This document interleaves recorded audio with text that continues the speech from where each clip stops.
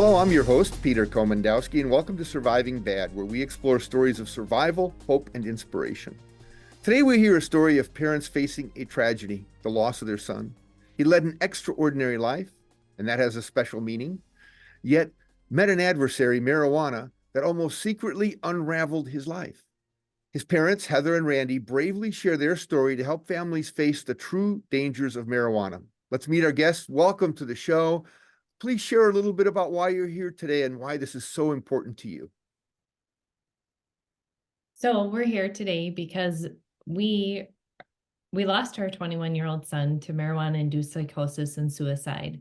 When we lost him, we had no idea that marijuana could cause cannabis-induced psychosis or suicidal ideation. And so we've been given a gift that we know what happened to him, and we feel it's imperative to share with others to prevent others from experiencing this tragedy. Randy, can you give us a little bit of background how the story evolved? Because I listened to you speak at an event with Every Brain Matters, and this was really I mean, the way this got into the situation with your family, it's almost as if it hid in the shadows. It wasn't so easy to recognize its existence. So, if we go back in time, we think of marijuana as this benign substance. And even today, people kind of promote it as this medical helpful thing. Simple fact of the matter is the marijuana today is not the marijuana it was. This stuff is hyper weed. It's, 8 times stronger just for the smokable. And some of these products can go up to 95%. So the stuff that these youth are dealing with is really, it's affecting them in many ways. So our son, was a normal kid. He played hockey, he played football, he played lacrosse. He was active, he was friendly. But as time went on, once he became a freshman in high school, we started seeing some changes in him. And we didn't know it was marijuana. We just thought it was typical teenage angst. Unfortunately, as time went on, he became a big proponent of marijuana. And as that went on, we didn't realize the potency or the strength or really what the outcomes were on the youth brain. So long story to take us kind of to the end of that, when he took his life in July of 2021, we were kind of dumbfounded, like what happened here? And he lived in a legal use state, Colorado. Through that, we learned a lot about his journey. We learned a lot about the outcome. I guess if you want to chime in. Well, basically, we knew he was struggling with some mental health issues, and I had been encouraging him to seek medication from a professional, a doctor, and he didn't want to do that. He believed that marijuana would help him with his anxiety, help him with his depression, and so he self-medicated essentially. And unfortunately, like Randy mentioned, the adolescent brain is not done developing or growing until the age of 25 or 28 for males. And it disrupted his brain development. It really changed who he was. And then eventually it started causing, he was hearing voices, he was delusional, he believed things existed that didn't exist, he was paranoid, and it really was the downfall of him. And unfortunately, he knew he was addicted, and he did want help, but then he thought he could, take care of it on his own. And it was bigger than what he was, and he didn't realize he couldn't do it on his own. So when people say marijuana isn't addictive, we would say it couldn't be indeed anything is. further from the truth. It really couldn't be. Especially at today's potencies. Well, and that's one of the really strong paradoxes we face as parents in that, especially in legalization states or states trending towards legalization like Minnesota and Illinois. The media is basically sharing the message of the marijuana industry, saying it does work in these ways. I mean, what you learn as a parent when you encounter this is that we were raised in a sort of a climate of complete lies about the risks of these products. Well, it's, basically it's a tobacco 2.0. And we say that, but that is the truth. I mean, this has really been perpetuated and pushed as this medical savior. And the simple fact of the matter is it's not. Maybe for some people at certain doses, maybe it does help them. But what's available in legal use states, including our state now, Minnesota, which is legalized, the potency today is off the charts. And parents like ourselves, we knew our son was using marijuana back in the day. We did not allow it in our house. But the simple fact is we didn't realize how strong this stuff was. We were told it was benign. It's no big deal. It's just weed. That's what we hear. That's what we still hear today is, oh, it's just weed. It's no longer just weed. And I truly think too, the other thing we learned is about brain development, and brain development, because the brain at 18 even is probably about 65% developed in that frontal lobe. And that's where all your adult decision-making skills come into be. If kids are using this prior to that, they're disrupting that development and things are not going to happen as they should. So we're seeing an all-time high epidemic of anxiety and depression in our young men. And we're also seeing a failure to launch. Well, these are very, very important points. And I'd like to get into some of the things you've learned going through this process of setting up a website and reaching out to people. We'll take a short break and we'll continue our conversation with Heather and Randy. Stay tuned. You don't want to miss this.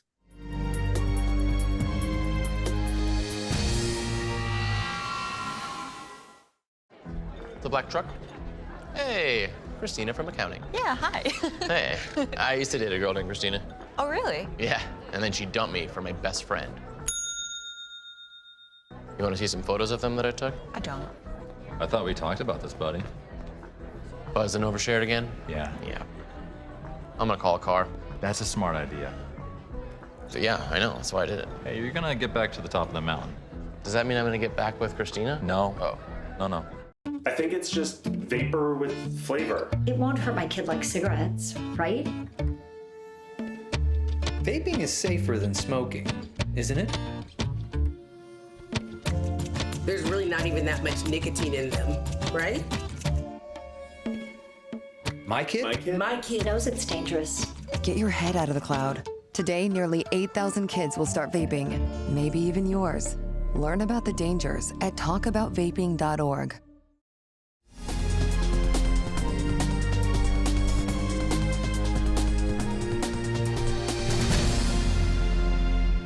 Welcome back to Surviving Bad. We're talking with Heather and Randy.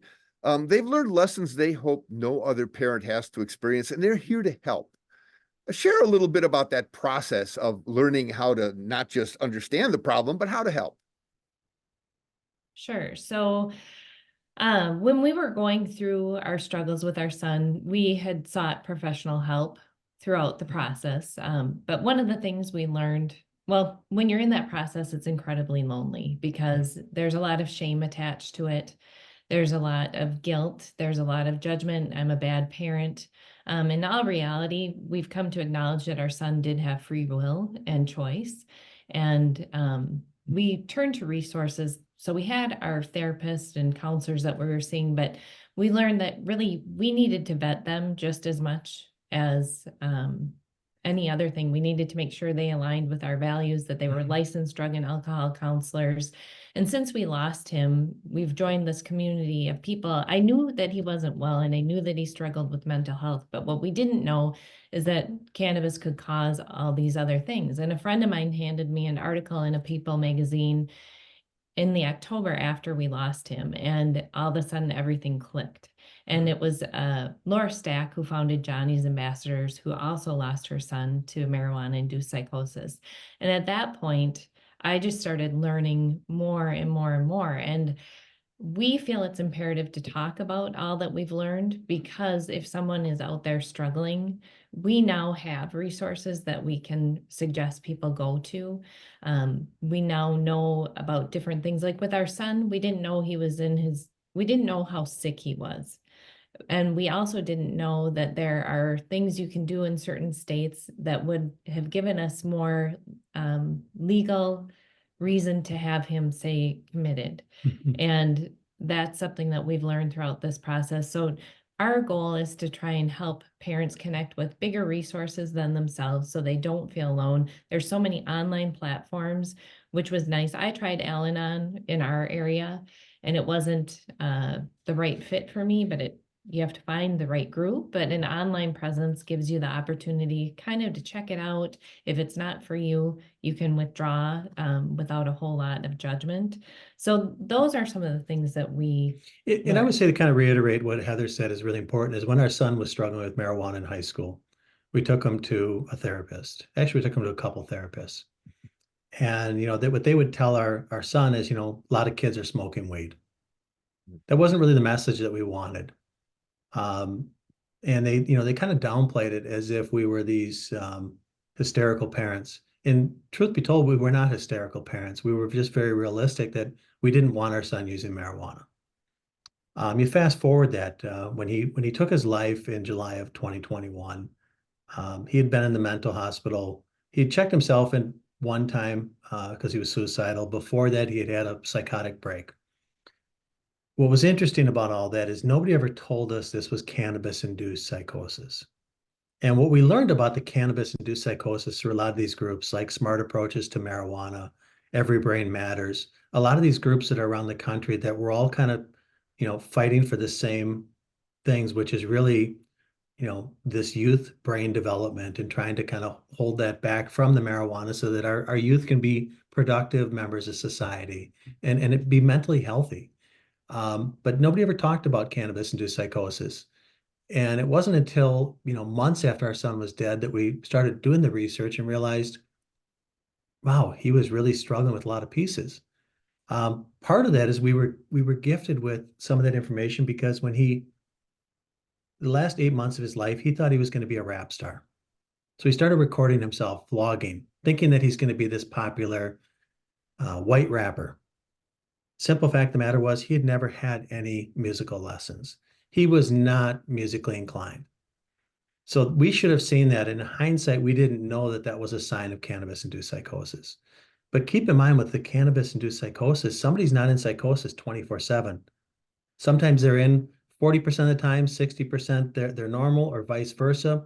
It's kind of this moving target. It's kind of like mental health from the standpoint that when you see somebody, you don't realize they might have mental health issues because when they go home, they take off their armor, they take off all their protection, and then they're themselves. Well, with our son, we saw everything that he presented to us was that he was okay. And it was actually the demons that he had, or the problems that he had that he, would recorded about how lonely he was and how sad he was. So kind of getting around all that, when we were going through this, there wasn't the resources. And as we've seen, there's been a lot of building of the resources. Like I said, Every Brain Matters, Laura Stack with Johnny's Ambassadors, Smart Approaches to Marijuana. So we're seeing a lot more traction on this, and we're seeing a lot more hope for other people, because as people go through this, we want to make sure that we can't help them. We're not doctors. So just to be clear, we're not doctors, but we want to give them the resources if they come to our website to be able to click to these other sites and try to help them in any way we can. Because being out there, as Heather said, it was very lonely. Yep. Well, I do appreciate what you guys are sharing. We're going to take a short break, but I really want to talk about that journey the two of you have been on, because the two of you working together is a real powerful message as well. So we're going to take a short break. We'll come back, continue our conversation with Heather and Randy. See you all after the break.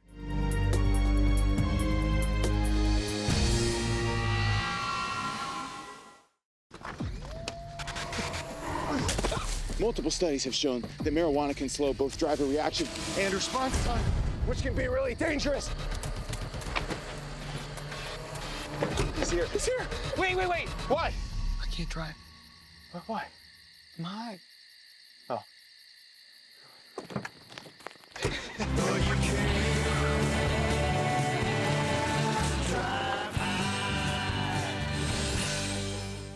You told me not to talk to strangers. You told me not to cross the street without looking both ways. You told me not to touch the stove. You told me not to do drugs. You told me not to drink and drive. You gave me so many messages about how to stay safe. Why didn't you keep me safe by properly storing your gun?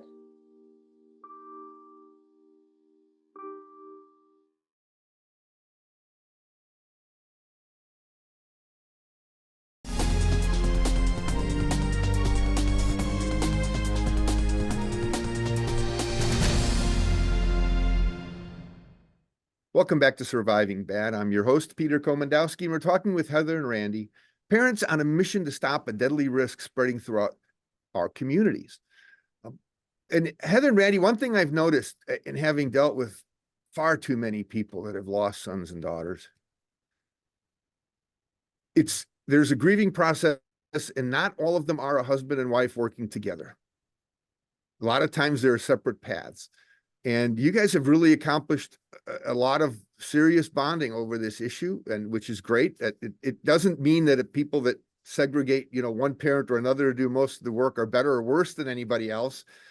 But did it change the dynamic of you as parents to go through this process? Or was this sort of the way you were beforehand, and you just attacked the problem? I would say it changed our family. Our family was always very connected, but it's made us a lot more connected. In the same way it's done that with Heather and myself. We were connected before. And once we lost Randy, it was, there was a lot of dark days. And, you can play in your mind all the things you could have done differently. And that's, as we go through this process, we shoulda, coulda, woulda. We agreed that at the time that we both did what we thought was best at the time together. And rather than blame or be angry or be mad with one another because of our grief, I believe that cemented our relationship to be like, hey, you know what? We need to do better. We need to be better, and we need to help other people. So from that tragedy, we have not at this point, it's 2.5 years in, there is no finger pointing. We parent together, and I'm just blessed that Heather was the one that initially took the initiative to move forward with this, because it would have been a lot easier to bury our heads in the sand and just say, you know what, it is what it is. We got to move on, which we have moved on, but we also need to educate and inform other people. Right. And I would say initially, Randy and I, like in our son's journey, maybe we weren't on the same page. I think as a mom, we feel things really deeply and internally. And I had deep concerns for our son from the very beginning. And eventually, Randy and I were on the same page, and we have been on the same page for a really long time. And I'm very thankful for that, because that makes everything much easier. We've also been blessed with an incredible support system around us. We have our community, we have our church, we have our friends, we have a wonderful family. And without all that, I don't know where we'd be. And we have faith. And I think all of those things have helped us through this process. We also know that we can't finger point. We know that regardless of what choice we made, there could have been any possible outcome with our son, because he had free will. And so we've just tried to decide that we can be bitter or we can be better. And our goal is to be better and to help others. Can you tell us about your website, the name, the significance of it, and how that evolved? So when our son was struggling, he sent me a song and said, I don't want to die an ordinary man. And the hard part for me was that when our son left us, his last text to us said, I love you. I'm sorry. Please tell Dad the same. I wish I would have been a better person. And my heart breaks, because he was a good person. He just was struggling, and he was very ill. And he sent me that song that said, I don't want to die an ordinary man. And I talked about that in his eulogy, that he wasn't ordinary. He was extraordinary in every way. And our encouragement then with this foundation is to encourage kids to just be themselves. We're all created uniquely, individually, with a different purpose here on earth. We don't need to be cookie cutter. We don't need to be the same. We need to love and embrace who we are. And if we do that, we don't need to use substances to cover up those feelings. So that's our encouragement to kids, is that substances are a temporary fix for a long-term problem. Get comfortable with who you are, with who your problems are, find someone to talk to, help you work through those things, and be you. And that takes an extraordinary person. As I've gone through my journey in life, it's an everyday thing. We have to work hard at it to embrace who we are and be who we are. And I would just reiterate, Heather's been a real strong person. As she said, she spoke and gave a eulogy for our son. And that was really a testament of her as a person and her as a mother. And this Be Extraordinary, Be You, it kind of came about. And we really, we do want these youth in particular, obviously all people, we want them to know this, but we want the youth in particular, because being a teenager or being in adolescence is a very tough time. And a lot of times we look at all these other things that hopefully are going to solve our problems, and they don't. They just make them worse. And in our case here, you take stuff like marijuana, you take other drugs. They've never taken a problem and made it better. When you take drugs and you have a problem, it just makes it worse. Yeah. Well, I thank you so much for sharing that. We're going to take a break and afterwards invite you to share some comments, insights, and inspiration for our viewing guests. See you all after the break. You don't want to miss this.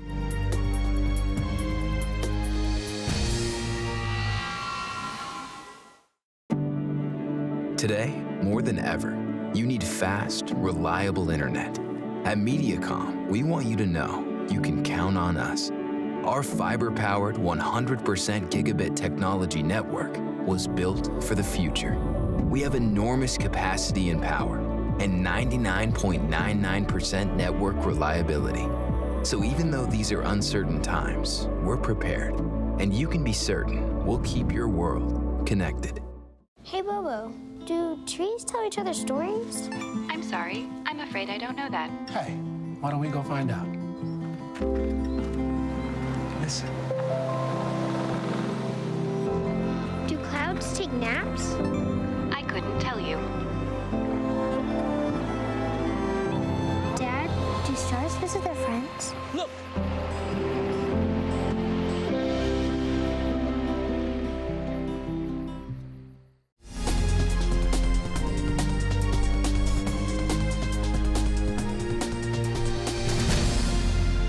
Welcome back. Today on Surviving Bad, we're talking about marijuana and the tragedy that often unsuspecting families are facing, totally unprepared. Let's see what insights, inspiration our guests have today. David, this idea of being unprepared in a world where we take pride in knowing so much and being so powerful, that must have been a difficult time to have to face, that you just have to learn, like it's, life 101 all over again. How did that affect you? Well, you never want to lose your child. You try to protect him. You do all these things, put a bike helmet on him, put a seatbelt on him. But when you don't know what you're up against, it's really hard to protect your child. Now that we know what we're up against, and that's marijuana and these high potency products, we really want to help other people prevent the tragedy that we experienced. And I guess in hindsight, one thing that we would share is that we didn't know how sick our son was. He was never diagnosed with cannabis-induced psychosis, although he had been in the hospital 2 times prior to taking his life in the last 8 months of his life. And he was under the care of a psychiatrist who gave him medicine that he probably never should have had given his diagnosis. We've learned all these things, and had we known he wasn't in his right mind, we would have looked into legal options in other states where we could have had him treated against his will. We sent him to treatment, and he left treatment within an hour of being there and thought he could do this all on his own. And that was because he wasn't thinking correctly. And had we known in that same state, we could have done something called the Marchman Act, which would have required him to stay hospitalized and to receive treatment. It would have given his body time to clear out the drugs, get to baseline, so we would know what we were dealing with and medicate him accordingly. So that's one of the things that we've learned. The other thing that we've learned is just that you really have to be your own advocate, and that the mental health system is very broken. And now we're in touch with these groups that, like through Johnny's Ambassadors, they have a cannabis-induced psychosis parents page, and there are parents in there chatting, talking about medications, talking about, their child's journey. And a lot of these kids have had success. So what's important is to know that if your child is struggling, Denial is a huge factor. Don't live in denial. If they're telling you or you're aware of their use, it's probably much worse than what you think it is. And just get real about it and know that there is help out there and resources available. The other thing I would say, not even knowing the telltale signs, what would some of these signs be that, maybe parents don't have any idea their child is using marijuana? What other signs might they see in their actions or behavior that should trigger at least some connection with the child to unearth what's going on? we're seeing a lot of young people with stomach issues. And when they're using copious amounts of cannabis, it causes an issue called cannabinoid hyperemesis syndrome, which one of the doctors, Randy Lev, has called it scromiting, which means it's screaming and vomiting. So they get so sick that they constantly have tummy aches, and the only thing that makes it better is a hot shower or smoking more weed. The simple fact is, people think, oh, my kid has all these stomach issues, and they probably rightfully do have a lot of anxiety, but the marijuana only exacerbates it. So we've heard about that. The other piece is when other signs. Well, if you see a lot of anxiety, or if you see depression, or if your child starts talking about, like a friend called me and said, well, my son thinks he's a prophet. I was like, get him to the ER, get him to the ER now. So, or if they're hearing voices, or if they're paranoid, and the paranoia can be really subtle. It can be just that they think people are talking about them, or maybe you send them a simple text and they say, well, what do you mean by that? The paranoia can be subtle, and I would just caution parents, if they're seeing any of those things, your child is in danger. If you're finding vape pens, don't assume it's nicotine. It very much could be a THC vape pen. And if they're vaping, they say that they need it to fall asleep, there is a dependency there. We should be able to fall asleep on our own. So people will often brush it off. But even stuff so simple as changing friends. Our son kind of went through a group of friends when he was a freshman in high school. And from that perspective, it really, we didn't think much about it. We just thought it's part of that teenage angst. But in looking back at it, a lot of that was the friends he was hanging around with didn't want to be doing what he was doing with the other kids. So I think if there's a message, there's hope. I think bottom line is, if your child is struggling, if you think they're struggling, try to find them the help that they need. That is really important, because it may save their life. And there are resources out there, and we can help put people in touch with those resources. And we invite people to go to your website too, to start their journey. And we've had Ronit and Laura here on the show. They're fantastic people, and they connect to them through your website as well. So thank you for sharing your story today. We truly appreciate it. And thank you all for watching today. Check out our website, ahealthyiowa.org, and keep your eye on MediaCom MC22 for our next episode of Surviving Bad, where we explore stories of survival, hope, and inspiration. On MediaCom MC22, your local programming leader.